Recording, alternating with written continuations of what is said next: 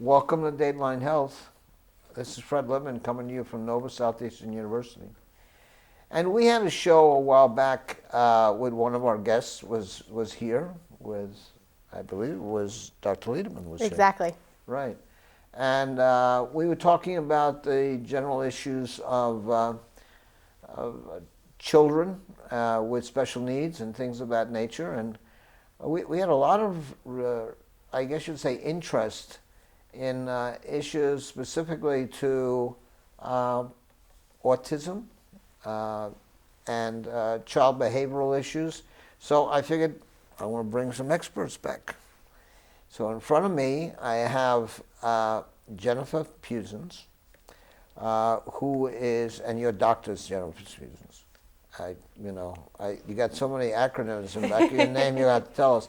And you're an assistant professor and a clinical supervisor. You're assistant professor in the School of Speech and Language Pathology, correct? Yes. Which is part of the Health Professionals Division here at Southeastern University. And you're also the clinical supervisor of graduate masters seeking students in There the you go. clinic practicum. Yes. Welcome. Thank you. And a returning guest.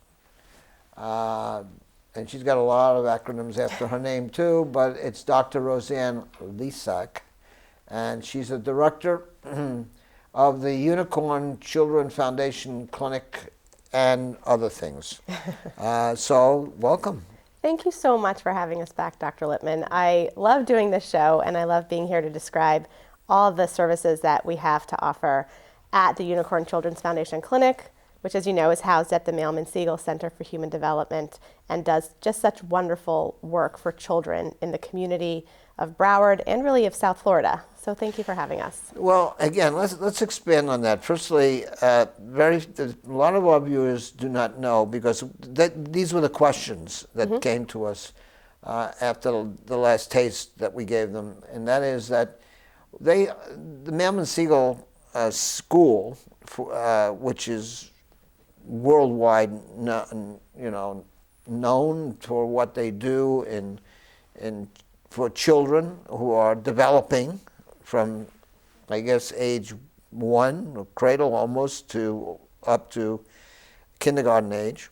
And there is a whole recognition of the fact that because of the broad content of the Mailman-Siegel School, that we pick up a lot of issues relative to what I would call special needs. And many times there are spectrums of autism that are seen and then referred to specialists to give us a diagnosis and an oversight. And one of the reasons why we were proud to have you come to our unit is because of your extreme advocacy and knowledge in the world of feeding these special needs children. Very few people would understand why this happens, but I want you to explain to people what the Unicorn Children Foundation Clinic does beyond just feeding disorders, and as well as feeding disorders. So the Unicorn Clinic, as we call it, which is housed at the Mailman-Siegel Center, has 3 distinct clinics. One is our developmental assessment clinic, which really is looking for any concerns that may be abnormal throughout that developmental trajectory. We do assessments led by a psychologist for diagnosis or other concerns, whether it's developmental concerns, whether it's autism, whether it's early intervention concerns that come up. We also have another clinic, which is our challenging behavior clinic. There is where we see children really who are having problem behaviors above and beyond what is typical within childhood. We're talking about significant tantruming, potentially some self-injurious behavior, which is common in children with autism or other developmental disabilities, and children who may have some pretty intense non-compliance. This is not just your typical 2-year-old tantruming. It's really above and beyond that, where parents don't know where to turn or don't know how to interact with their child for some of those specific behavioral concerns. So that's our second clinic. And then the third clinic that you alluded to is our feeding disorders clinic, where we're able to really treat children who are not eating well. There's not many clinics in the country who do this, which is why I'm so excited to be speaking about it. Across the country, there's really only a handful who are doing really team treatment and team evaluations to help children who really don't eat. So just to be clear, we're not talking about eating disorders like anorexia and bulimia. We're talking about feeding disorders. So children who either are not eating enough volume of food. So this could be children who are on feeding tubes that are inserted into their stomach or maybe through their nose, or children who may be formula dependent or PediaSure dependent, right? Drinking a number of PediaSures per day to get the nutritional needs that are required for healthy growth and development, or children who go past sort of what you think of as typical pickiness. We're not talking about typical pickiness. We're talking about extreme, severe food selectivity. So children who may be only eating one or two foods. We see children in our clinic, for example, who may only eat veggie straws and apple juice. That's a big problem because that's going to really set up these children for really significant nutritional deficiencies. So maybe their height and their weight might look just fine, so their BMI percentile for their age may be appropriate. But if you scratch beneath the surface, there may be some significant nutritional deficiencies that these children are setting themselves up for by having such a severely restricted diet. And if you try to give them something else, right, whether you're taking advice from a pediatrician, oh, they'll eat one day, or mothers-in-laws or mothers who are saying, oh, just let them go to bed hungry, some of these kids really will not eat. And the problem behaviors that you see if you try to give them new foods is really intense, above and beyond what I would expect any typical parent to be able to manage by themselves at home. So those are really the kinds of problems that we're talking about and we're able to see and treat inside our clinic. Okay. Dr. Jennifer Pusins, firstly, tell me about all of the acronyms that are after your name.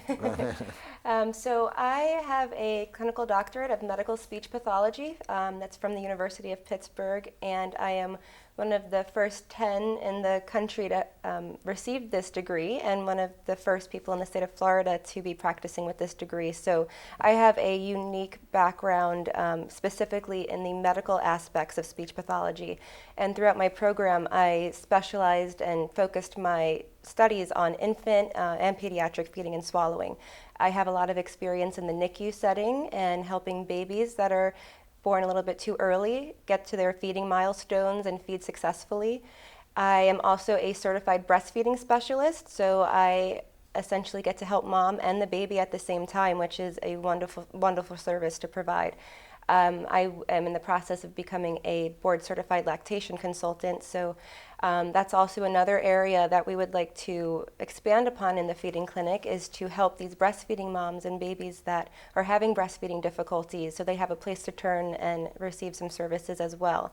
So I also specialize in infants that are just having difficulties in general, even if they weren't born preterm, with their coordination and they're taking their volumes.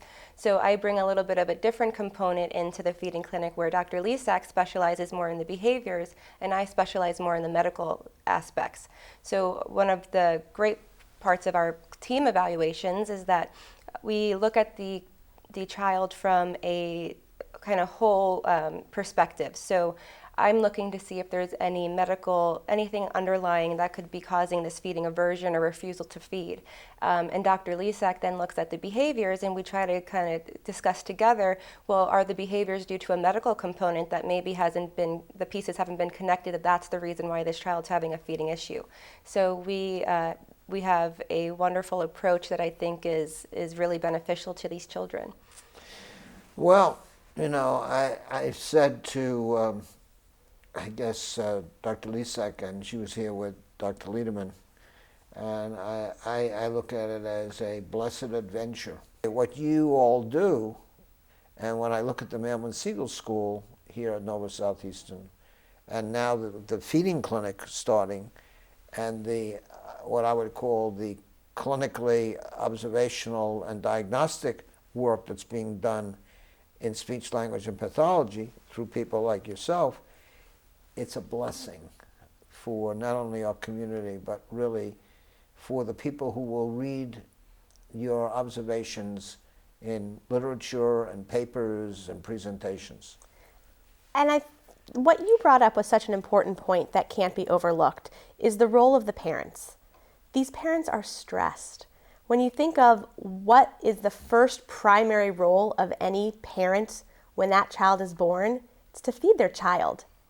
And if that doesn't work, the amount of stress, the amount of frustration, aggravation that parents and families are going through is it can't be understated.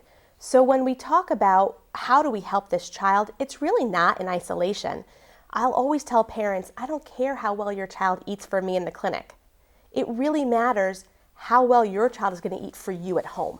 So the family is such a crucial component of how we address, how we approach, how we conceptualize anyone that comes into our clinic. And the eating and the feeding part of it, when I think of feeding, there is a nutritional piece of what goes on, right? If you don't eat, you die. That's just the facts.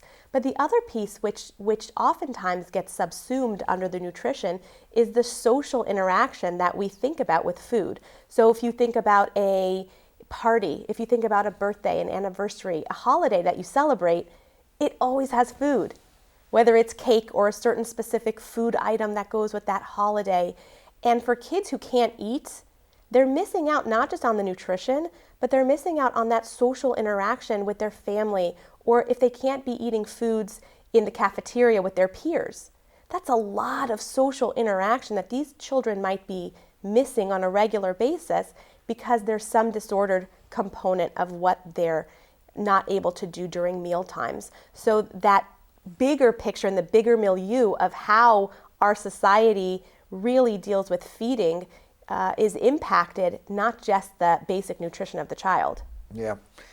And Dr. Pusins, with reference to your relationship or your communication, really, with Dr. Lesack and the Unicorn Foundation Clinic, the observation and diagnosis, for example, of things like, and I picked one of them out, you said swallowing, is very important for that communication to occur with Dr. Lesack and her colleagues. Right. So link that to me. So one of my kind of theory behind feeding disorders is that the reason the child is refusing or having an underlying difficulty is potentially due to a medical issue.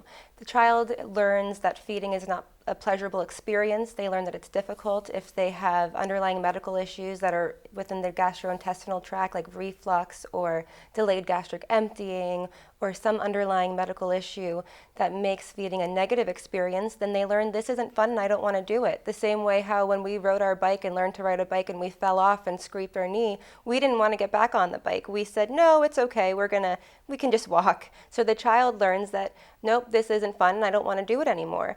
And if they have swallowing issues that are causing aspiration and frequent lung infections or respiratory infections, then the child is further impacted by their feeding. So not only is there a behavioral and a psychological component to the behaviors, but also to the parents as well for the safety component. If they're scared to feed their child because they've choked or they're getting sick or the child looks like they're in distress, then that's also a negative impact on that bonding and attachment that's occurring. And a lot of times through feeding, especially early on, that's how you achieve those relationships.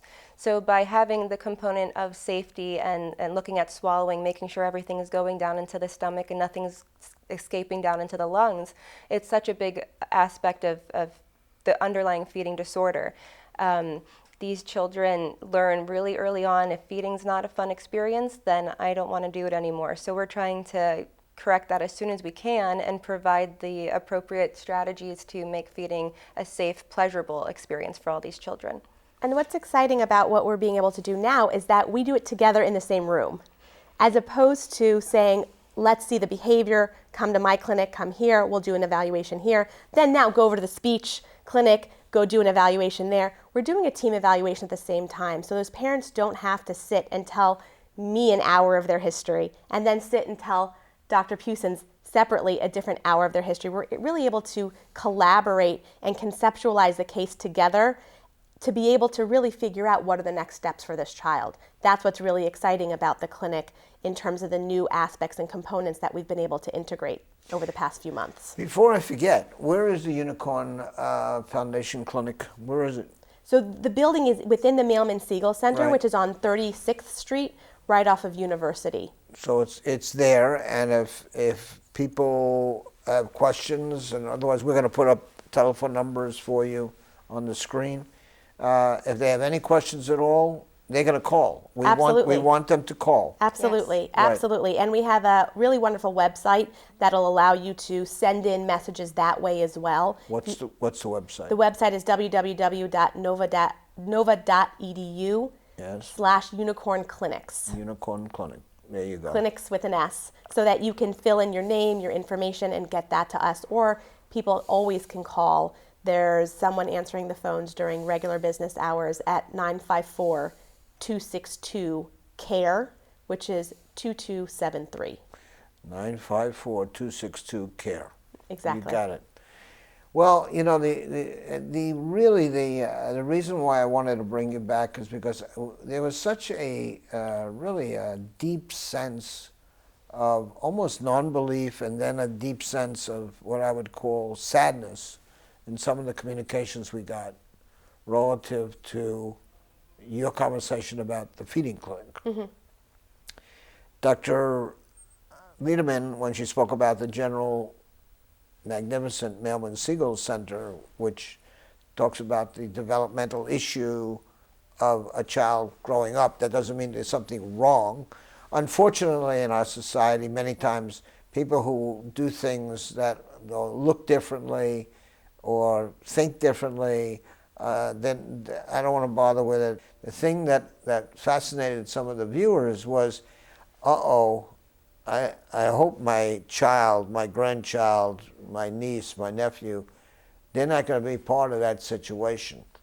In other words, they don't eat, they're incorrigible, they have problems and nobody knows what the problem is, and they'll grow out of it or else we got a problem. And that's what we're hearing. So that's why I wanted to bring you back. And what I think at this point, it would be very hard to find someone who doesn't have a family member or a friend of a friend that isn't impacted by one of these concerns. We really, within the community, and you bring up a good point, that this has to be a community-based initiative, that it's not in my backyard, because it's in all of our backyards. This is affecting not just, if my child doesn't have a concern, we all know somebody who does at this point. So there needs to be really a community initiative that's going to take responsibility and be able to provide services for those who are in need. And we know that early intervention is the best way to help that child navigate development and have the best outcomes as an adult. So if we want to make sure that we're setting our society up with the best qualified adults out there, well, it starts with taking care of the children. Well, listening to, I guess you could say, all of the comments made by various governmental officials, representatives, et cetera, et cetera, et cetera. There's always a theme. The future of our society lies in the youth. Right. Well, that's true, but somehow we have lost the I can't offer that. Society, in a sense, has lost the connect between, there's a problem here, how do we deal with it? And that's what I heard from the viewers, what do I do? And that's why I wanted to bring you back. And one of the things that I've seen with many of the children that we're seeing is that these families are saying, we've been struggling with this for so long, and we never had a place to go to or a place to turn, and we never knew that these services were available, or that this is something that a speech pathologist would be involved in. So it's really great to be bringing awareness to our clinic and to bring awareness to the community that, hey, we're here and we can provide these services, and now you do have a place to go to if you have some concerns. So I think it'll be great for these families that have been trying to find quality services to help their child, to now know that, you have a place and we can offer you some good assistance for your child. Let me ask you a question, because I really don't know. What is do we accept insurance and things of that nature? So yes, we do accept insurance. I do accept Medicaid, but that's a little bit different between the two of us. But we take most of the same insurances, and there's an insurance verification process and everything that we make sure we give all that information to the families, and that they know what fees or anything would be incurred, and then they are scheduled for their appointment. And the reason I ask is because I know the question will come afterwards, so I figured I might as well ask you now. Roseanne Lesack, Dr. Roseanne Lesack, I know that you come from a previous commitment in, I guess, Atlanta, correct? Mm-hmm. Exactly. And one of the great feeding centers in America. But you mentioned there are so very few; you can count them on less than two hands almost. And we do have people don't know of the people that have to take their children to different venues. I know of a person that spends, I guess, 3/4 of the year in Boston, for example. There's a very famous feeding clinic. But, I guess the reason why I wanted to bring you back is because I think there are people that view the show or are out there who know someone who does not recognize the fact that we have the beginnings of what I see in Atlanta and Boston. Absolutely. We recently together have seen a few children, one who just went to Alabama for 2 months, Right. About a year ago, less than a year ago, and someone else who was flying back and forth between Baltimore to get these types of services. And now we're coming to us and saying, help us either continue our care, or we can't go back and fly and leave our family. Imagine how much more stress that's putting on a family, either to be away for 2 months, how hard that is for the child to not be in their home, to not be in an environment or a setting that they're used to, and have to really leave for treatment for that extended amount of time. So my goal absolutely is to be able to service the residents of South Florida so that they don't have to go, and there are some amazing programs out there. As you mentioned, I came from Emory University and the Marcus Autism Center and the feeding program there, which is a wonderful program. But if we can provide services in South Florida for the people who live here, and they don't have to move or leave half their family here and half of them go for treatment, that's really going to foster the best chance of success. Again, not just for the child, but within the family setting and within the community setting, that they can then receive services while they're staying at home in their most comfortable environment possible. What is the normal, shall we say, foci that you would say to parents and grandparents that are watching us? What age does this usually occur at? So feeding difficulties can start as early as in infancy, a couple of days old, having difficulties latching to the bottle, getting the milk out of the bottle, or difficulties with breastfeeding. So we see children and infants from as soon as they're born all the way up until adolescence to address these feeding concerns. And Dr. Lesack, same thing? Same thing. Anyone who really is having significant concerns eating either the volume of food that they need to obtain a nutritionally complete diet, or, like we talked about, that super selective, incredibly selective diet. I see adolescents who refuse to eat all fruits and vegetables and take no multivitamins, and there's some concerns there. So really any age child where there's a concern about the amount of food that they're getting in, or the problem behaviors that go along with meal times. We've changed so dramatically over the last 30 years in the state of Florida, where 30, almost 40 years, where we were almost dominated by pioneers and people who came here to retire. But, the people who come here to retire and then had children, or they had people follow them who are children who retired, and then more people retired at a younger age. And we have, you know, some of the largest school systems in the United States. We have an unbelievable diversity of age. I mean, we have the largest number of school, I think the second largest number of school children in K through 12 in the United States, percentage-wise, and the second largest, the number one largest people of over age 70 in the United States. So we have this group that's now spread out when we didn't have homegrown. Just look at what we have around us in South Florida with all the residential communities that are no longer just adult retirement communities. They're gated communities, they're communities. Look at all the rental apartments, et cetera, and there are children being born. Our hospitals, our OBGYNs are very busy. So we have that group of people that you're talking about, and that's why these services, I guess, have never been really focused on to any great extent, except through the CARD program and things of that nature. But I'm really very excited about the fact that we have the Unicorn Children Clinic Foundation Clinic here at Nova Southeastern, and I'm very, very pleased to know that we have this cooperation between speech-language pathology and the Mailman-Siegel Center. I think it's very exciting, and I hope that people feel the same way. We're down to the last 2 minutes of the show, Dr. Pusins, so tell me give me that last hit.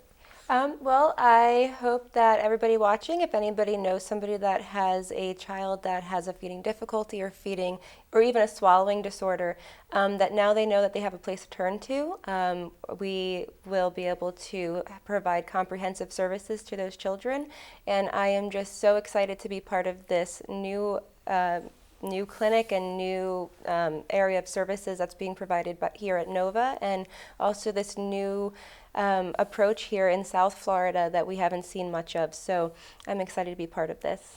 And Dr. Lesack, you got 30 seconds to tell me why you're so wonderful and I brought you back. Well, mostly because I love the service that you give to our community.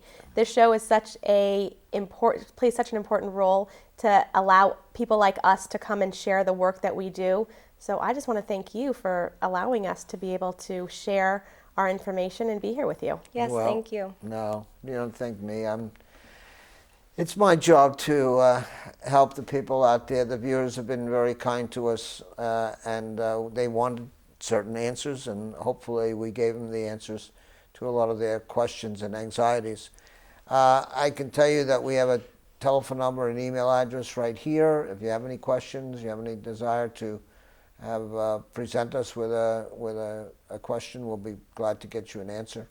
And remember, this show is your show, so if you have any other topics you want us to talk about, just let us know.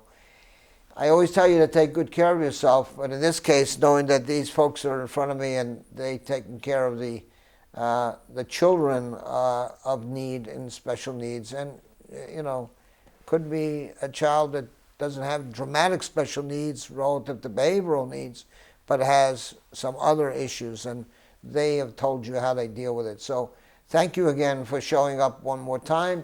Remember, this show is your show. This show is called Dateline Health. We come to you from Nova Southeastern University. My name is Fred Lippman. Until next time, see ya.